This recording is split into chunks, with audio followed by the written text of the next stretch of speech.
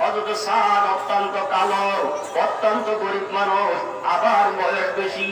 হযরত সাদ যেদিন কালিমা গ্রহণ করেছে ওই দিন থেকে আর বাড়িতে যায় না। যেহেতু বাড়িতে কেন যাবে, সব তো তার মুশরিকা, তার মা মুশরিকা, তার ভাই বোন মুশরিকা। হযরত সাদ তো কালিমা গ্রহণ করে বললেন, হযরত সাদ আর মদিনা থেকে যায় না। হযরত সাদের কোনো বাড়ি নাই, ঘর নাই, মা নাই, বাবা নাই, আত্মীয় স্বজন বলতে কিছু নাই। হযরত সাদ মদিনার মাধ্যমে নবীর হাতে হাত দিয়ে কালিমা গ্রহণ করার পর দিয়া হযরত সাদ আর মদিনা ছাড়ে না। কেউ যদি খাবার দেয় খায়, না হলে উপবাস মসজিদের নববীর বারান্দা পড়িয়া থাকে। ঈমান কি জিনিস বলুন? হযরত সাদ আমার নবীর কাছাকাছি থাকতেন, নবী যেদিকে যায় হযরত সাদ নবীর পিছে পিছে রাহাবার হয়ে থাকতেন। হযরত সাদ দীর্ঘদিন যখন বাড়িতে যায় না, মদিনায় পড়িয়া থাকেন। কেউ দিলে খায়, না দিলে চুরি করে না, ডাকাতি করে না, খোঁজ না, মদিনায় না খাইয়া পড়িয়া থাকেন। ইবাদত বন্দেগী শিখতেছেন, করতেছেন। আল্লাহ নবী একদিন ডাক দিল, সাদ এদিকে আসো। সাদ বলল, লাব্বাইকা ইয়া রাসূলুল্লাহ, ইয়া হাবিবাল্লাহ। আল্লাহ রাসূল ডাক দিল, সাদ তোমার কি বাড়ি নাই, ঘর নাই? তুমি কালিমা গ্রহণ করার পর যে বাড়িতে যাও না, মদিনায় পড়িয়া থাকাও, খাইলো আলহামদুলিল্লাহ, না খাইলো আলহামদুলিল্লাহ। হযরত সাদ চোখ দিয়া পানিগুলো ছেড়ে ডাক দেয়, ইয়া রাসূলুল্লাহ, ইয়া হাবিবাল্লাহ। নবীজি গো যেদিন কালিমা গ্রহণ করেছি ওই দিন থেকে পৃথিবীর জমিনে আল্লাহ আল্লাহ রাসূল ছাড়া আমার আর কেউ নাই। যেদিন রক্তের হাতে হাত দিয়ে কালিমা গ্রহণ করেছি গো নবী, ওই দিন আমার মা বাবা হইল আপনি, আপনি আল্লাহ, আপনি ছাড়া আমার আর কেউ নাই। আল্লাহ রাসূল ডাক দিল, সাদ তুমি কি বিবাহ করো নাই? তোমার কি ছেলে মেয়ে নাই? হযরত সাদ দুই চোখের পানি ঝরিয়ে ডাক দিয়ে বলেন, নবীজি আমি বিবাহ করি নাই, ছেলে সন্তান করতে গিয়ে আসবে, আমি তো বিবাহ করি নাই। আমার নবী ডাক দিল, সাদ কেন বিবাহ করো নাই? তোমার তো বিবাহ বয়স পার হয়ে গেল। হযরত সাদ ডাক দিল, ইয়া রাসূলুল্লাহ, ইয়া হাবিবাল্লাহ, তিনটা কারণ আমি সাদ বিবাহ করতে পারি না। এক নম্বর আমি সাদ গরিব মানুষ, দুই নম্বর আমি কালো মানুষ, তিন নম্বর আমার কোনো ঘর নাই, বাড়ি নাই, অর্থ নাই, সম্পদ নাই। এই জন্য মদিনার কোন মেয়ে আমি সাদকে পছন্দ করে না। এক নম্বর আমি কালো, দুই নম্বর বয়স বেশি, তিন নম্বর ধন সম্পদ নাই। এই জন্য মদিনার কোন মেয়েরা আমি সাদকে পছন্দ করে না।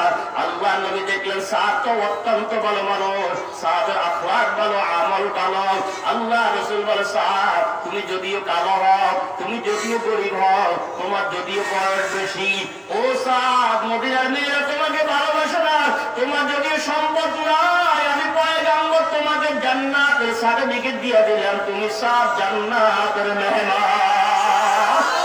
আমার নবী হযরত সাদের ভালোবাসা দেখিয়া, আমল আখলাক দেখিয়া নবী সাদকে জান্নাতের সুসংবাদ দিয়ে দিলেন। বললেন, সাদ তুমি তো জান্নাতি মেহমান। ও সাদ মদিনার মেয়েকে তোমাকে পছন্দ করে না, আমি পয়গম্বর যদি তোমার জন্য বিবাহের প্রস্তাব দেই, বিবাহ করবা কিনা? হযরত সাদ বলেন, ইয়া রাসূলুল্লাহ, ইয়া হাবিবাল্লাহ, নবীজি মদিনার কোন মেয়ে যদি আমার বিবাহ করতে রাজি হয়, আমি সাদ বিবাহ করতে রাজি। মদিনার কোন মেয়ে যদি আমাকে বিবাহ করতে চায়, আমি সাদ তাকে বিবাহ করতে রাজি। আল্লাহর পয়গম্বর সাদ, মদিনায় আমার একজন সাহাবী আছে, অত্যন্ত ধনপতি, অত্যন্ত কোটিপতি। তার একটা কন্যা মেয়ে আছে, অত্যন্ত রূপসী। তার নাম, তার বাবার বাড়ি মদিনা। মেয়েটার নাম হলো হুর। হুর অর্থ অত্যন্ত সুন্দর, হুর অর্থ সুন্দর। মেয়েটার নাম, মেয়েটা সৌন্দর্যের কারণে তার বাবা তার নাম হুর রাখছে। মদিনার মানুষগুলি তাকে হুরে মদিনা নামে এক নামে পরিচিত। ও সাদ আমার সাহাবীর কাছে চলিয়া যাও, আমার সালাম দিবা, আর তার মেয়ে হুরে মদিনাকে তোমার কাছে বিবাহ দেওয়ার প্রস্তাব, আমার প্রস্তাবটা পৌঁছায়া দাও।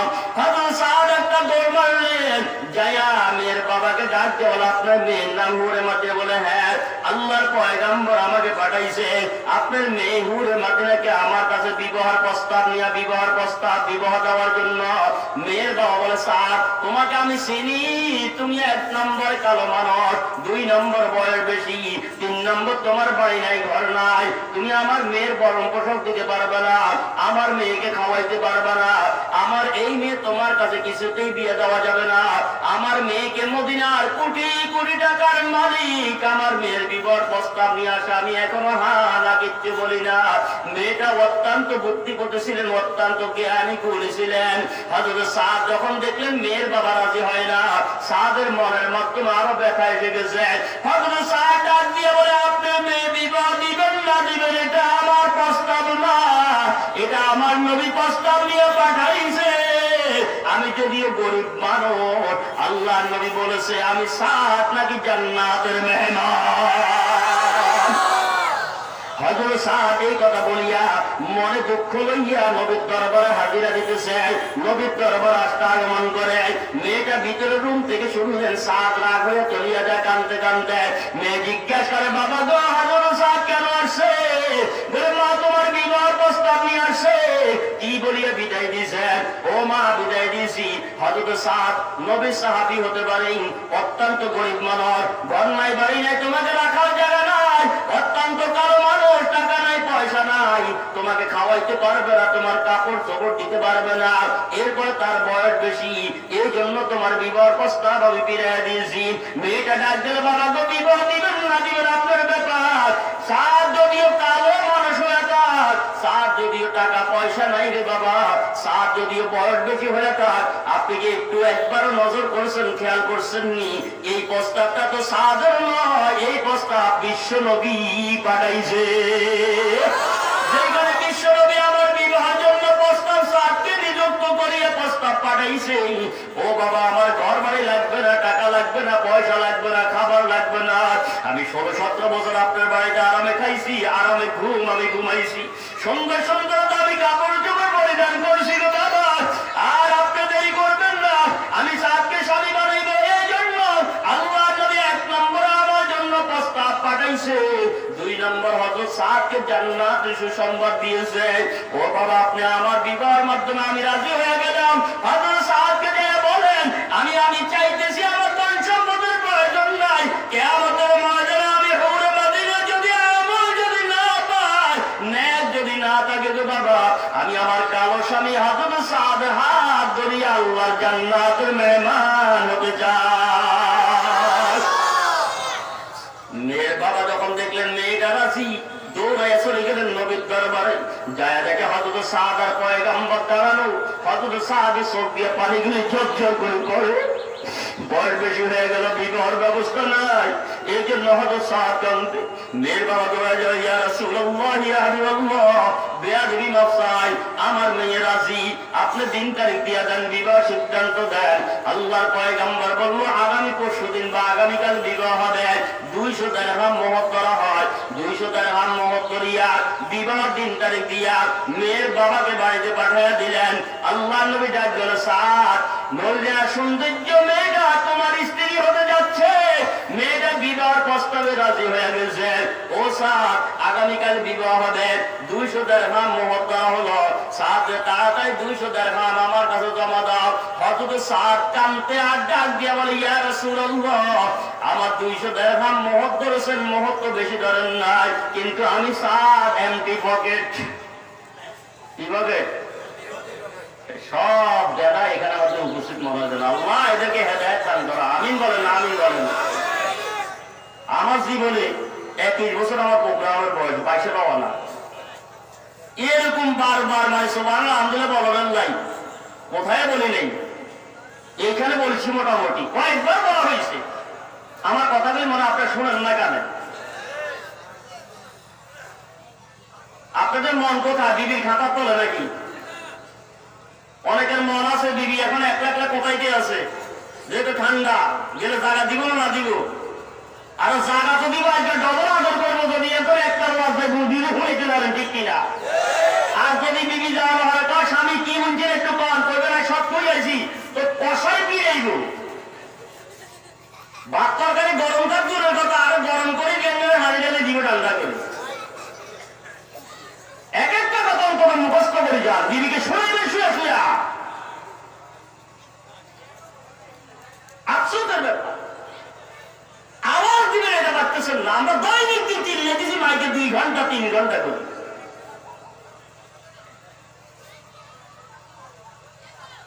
হযরত সাদ রাদিয়াল্লাহু তাআলা আনহু ডাক করে, ইয়া রাসূলুল্লাহ, ইয়া হাবিবাল্লাহ, নবীজি গো, 200 দিরহাম মোহর ধরেছেন, আমি এমটি পকেট, 1 টাকা আমার কাছে নাই।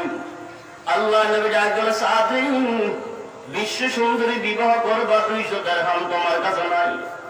ও সাদ, যাও মদিনা আমার সাহাবীর বাড়িতে যাও, সাহাবী অত্যন্ত ধনপতি, হযরত ওসমানের বাড়িতে যাও, ওসমানকে সালাম বলবা, আমি রাসূল পাঠাইছি তোমাকে 200 দিরহাম হাদিয়া দেওয়ার জন্য, যাইয়া বলবা। আসার সময় পথের মাধ্যমে আমার গরীব সাহাবী হযরত আলীর বাড়িতে যাইবেন, আলীকে সালাম বলবা, 200 দিরহাম তোমাকে হাদিয়া দেওয়ার জন্য আমি রাসূলের কথা বলবা। তাহলে প্রথম পাঠাইলেন ধনী সাহাবীর বাড়িতে, আসার সময় গরীব সাহাবীর বাড়ির মাধ্যমে যাইবেন। হযরত সাদ অত্যন্ত খুশি হইয়া দৌড়ে চলে গেলেন ওসমানের বাড়িতে। ভাই ওসমান, নবীজি আমাকে পাঠাইছে, সালাম নেন, আমার বিবাহ 3 তারিখ হয়ে গেছে, 200 দিরহাম মোহর ধরেছেন, আমি তো এমটি পকেট, আমার নবী পাঠাইছে আমাকে 200 দিরহাম হাদিয়া দেওয়ার জন্য। হযরত ওসমান অবাক নাই, ওসমান চিন্তা করলেন 200 দিরহাম হলো তার বিবাহের মোহর, তাহলে বিবাহের পর জন্য আইব্রো লিপস্টিক কাপড় চোপড় কিনবে কি দিয়া? হযরত ওসমান 200 দিরহামের জায়গায় 400 দিরহাম হাদিয়া দিয়া দিলেন। 400 দিরহাম লইয়া হযরত সাদ হযরত আলীর বাড়িতে হাজির হয়ে গেলেন। ভাই আলী রে, নবীজি সালাম পাঠাইছে, আগামীকাল আমার বিবাহ, আমাকে 200 দিরহাম হাদিয়া দেওয়ার জন্য নবীজি বলেছে। হযরত আলী কাঁদতে আরম্ভ করে দেয়, ওসমান খুশিতে 200 টাকা 400 দিয়া দেয়। হযরত আলী 200 কথা শুনিয়া কাঁদতে আরম্ভ করে দেয়।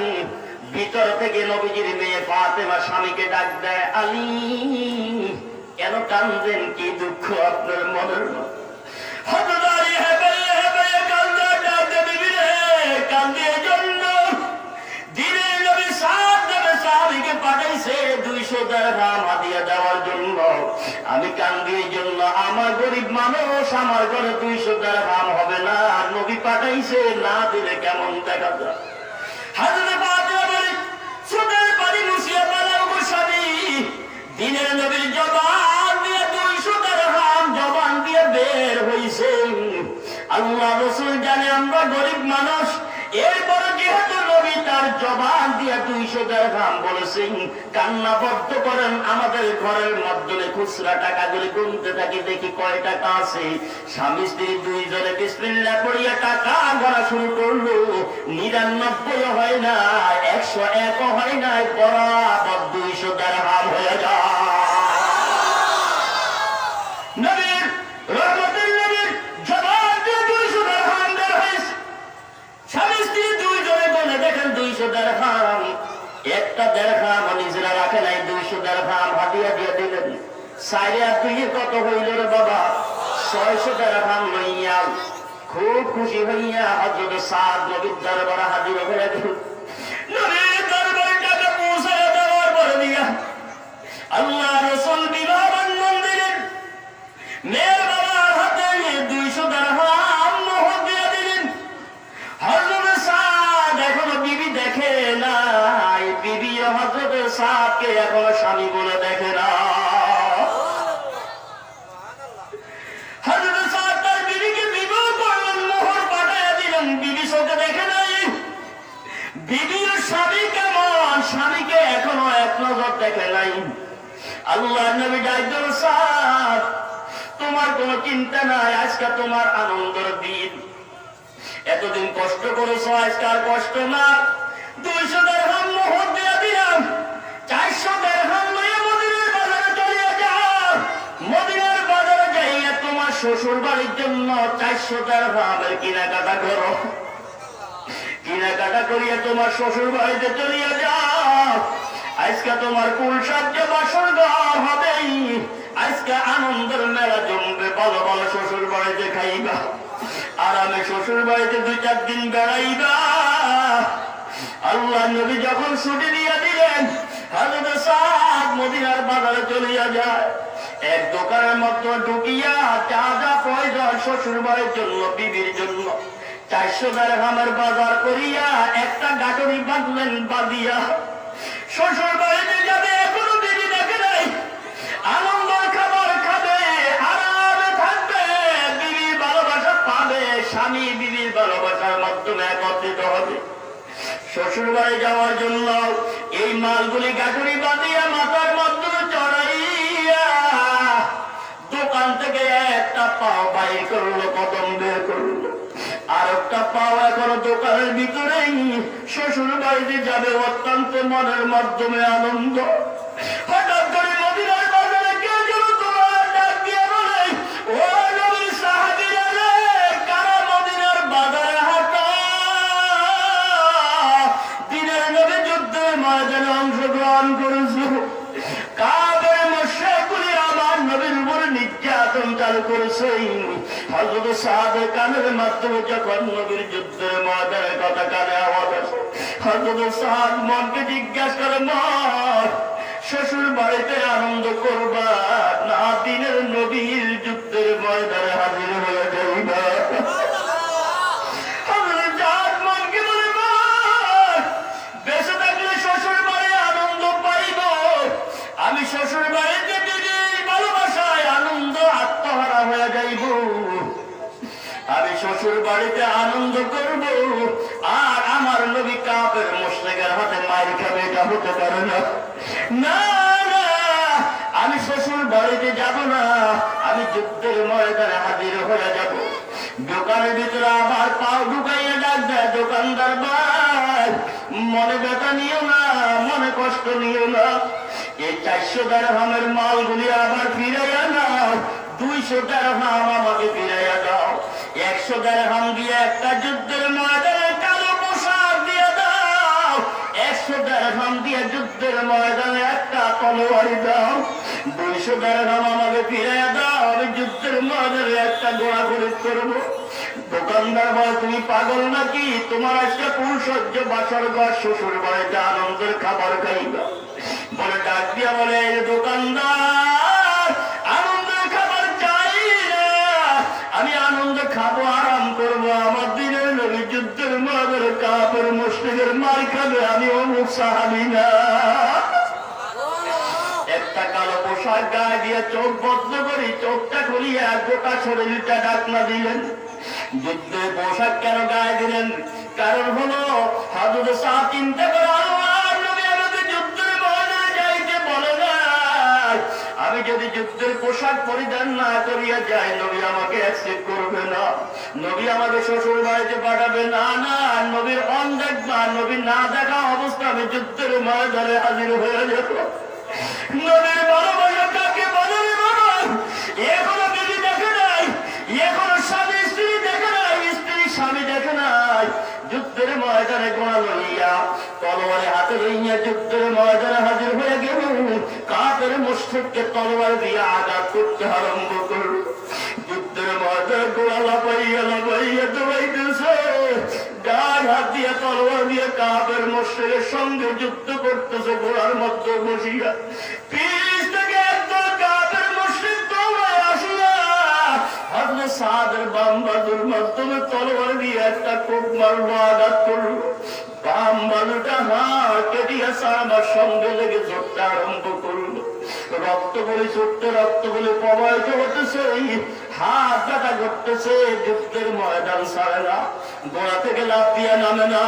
নবীর প্রেম সাগরে এমন ডুব দিয়েছেন, ডান হাত থেকে তলোয়ারি টান দিয়ে বাম হাতের মাধ্যমে লইয়া যুদ্ধ করতেছে। কাফের মুশরিককে বাম হাতে আঘাত করতেছে।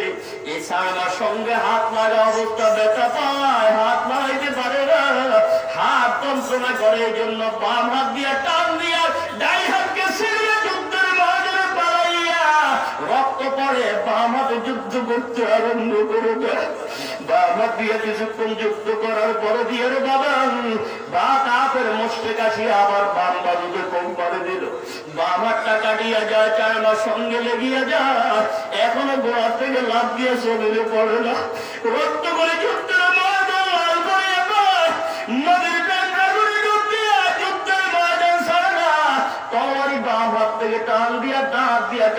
দিয়া যুদ্ধের ময়দান পরিচালনা করে। রক্তগুলি যাইতে যাইতে বাম হাত কষ্ট পায়, জামে দিয়া টান দিয়া বাম হাতকে টান দিয়া অসরিয়া জমিয়ে বালাইয়া যায়। দুই হাত কাটা অবস্থা, দাঁত দিয়া মুখ দিয়া তলোয়ারে উঁচু করিয়া যুদ্ধের ময়দান গোড়া থেকে লাফ দিয়ে এখনো জমিয়ে পড়ে না। বিবির কথা মনে পড়ে না, বাড়ির কথা মনে পড়ে না। যুদ্ধের ময়দানে হাত থেকে রক্ত যাইতে যাইতে শরীর দুর্বল হয়ে যায়। গোড়া থেকে লাফ দিয়ে জমিয়ে যখন পড়িয়ে যায়, কাফের মুশরিক ঘুরে আইসা তার বুকের মাধ্যমে চাপ দিয়া বসিয়া মুখ থেকে যুদ্ধের ময়দানে তরবারি টানতে আরম্ভ করলো। তরবারি জবান থেকে খুলিয়ে নিতে পারে নাই। ও অবশেষে তরবারি দিয়ে আঘাত করিয়া হযরত সাদের গর্দান কাটিয়া আলাদা করিয়া বলাইল।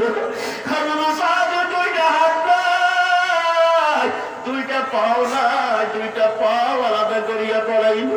দেহ এক জায়গার মাধ্যমে, মাথা আরেক জায়গার মাধ্যমে পালাইয়া রাখলো। এই মরা দেহের মাধ্যমে দুইটা দাঁত দিয়ে যুদ্ধের ময়দানে তরবারি দাঁত দিয়ে কামড় দিয়ে উঁচু করে রাখলো। কাফের মুশরিকরা যত চেষ্টা করলো যুদ্ধের ময়দানে তরবারি ছিনাইয়া নিতে পারে নাই। যুদ্ধ শেষ হয়ে গেল। আল্লাহ নবী ডাকল সাহাবায়ে কেরাম, যারা যুদ্ধের ময়দানে শাহাদাত বরণ করেছে এদের লাশ গুলি একত্রিত করো। সাহাবায়ে কেরাম লাশ একত্রিত করতে যাইয়া হঠাৎ করে দেখে কে যেন যুদ্ধের ময়দানে অস্ত্র উঠাইয়া রাখছে। দৌড়াইয়া সাহাবী আসিয়া দেখে হযরত সাদের দাঁত দিয়ে কামড় দিয়ে যুদ্ধের ময়দানে তলোয়ারি কামড় দিয়ে ধরিয়ে রাখছে।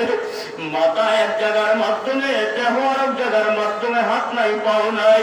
সাহাবী যুদ্ধের ময়দানে অস্ত্র টাইনতে আরম্ভ করলো। অস্ত্রটা এই মরা দেহ থেকে দাঁত থেকে ছুটাইতে পারে না।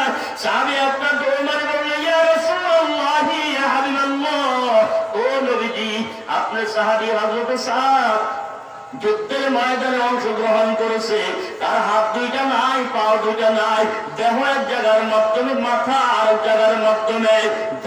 যুদ্ধের ময়দানে তরবারি দাঁত দিয়ে কামড় দিয়ে উঁচু করে ধরে লাগছে। আল্লাহ নবী বলে, সাহাবী তুমি দেখতে ভুল দেখেছ। আমার সাহাবী সাদ শ্বশুর বাড়িতে আনন্দের মেলা জড়াইছে। আমার সাদ শ্বশুর বাড়ির মাধ্যমে পুরুষার্য বাসর ঘর করবে, সুসাজ্য বাসর ঘর করবে, শ্বশুর বাড়িতে আরামে খাবে, তাকে শ্বশুর বাড়িতে পাঠাইছি। সাহাবী বলে, ইয়া রাসূলুল্লাহ, তাকায় দেখেন সাদ জীবনের জন্য চলিয়া গেছে। আল্লাহ নবী দৌড়ে আসলেন, আসিয়া হযরত সাদের চেহারা দিকে তাকাইয়া আমার নবী এত কান্দা কান্দে নাই। হযরত সাদের দেহ দেখিয়া এক জায়গা মাথা আলাদা, দেহ আলাদা, পা দুইটা নাই, হাত দুইটা নাই। হযরত সাদ আল্লাহ রাসূল ডাকলেন, সাদ রে, তোর বাসর ঘর সাজাইতে বলছি, তুই বুঝি নবীর প্রেম সাগরে ডুব দিয়া তুই নিজে তোর জান্নাতে বাসর ঘর তৈরি করে নিলি। যুদ্ধ এখনো শেষ হয় নাই। তোর যুদ্ধের ময়দানে তরবারিটা তোর আরেকজন সাহাবী ভাইয়ের কাছে দিয়া দে।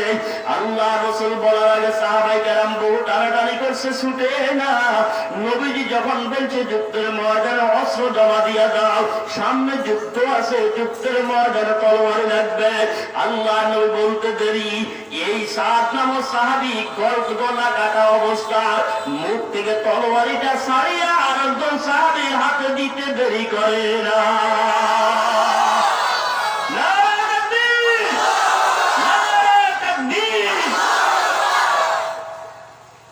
মুসলমান, নবীর প্রেম কাকে বলে?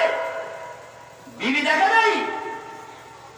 বহু সাহাবায়ে কেরাম নবীর প্রেমে পাগল হইয়া বিবিকে বিধবা করেছে, সন্তানদেরকে এতিম বানাইছে, নিজের যুদ্ধের ময়দানে শাহাদাত বরণ করেছে। ঠিক কিনা?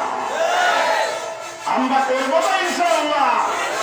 ইসলামের জন্য প্রয়োজন হলে রক্ত দিব না ইনশাআল্লাহ। প্রতিটা ফোঁটা রক্ত আপনাকে শাহাদাতের মর্যাদা দান করে জান্নাত পৌঁছাবে। ঠিক কিনা? নবীকে ভালো কারা বাসি? হাত উঠাইয়া দেখাই। আমরা সবাই নবীকে ভালোবাসি তো?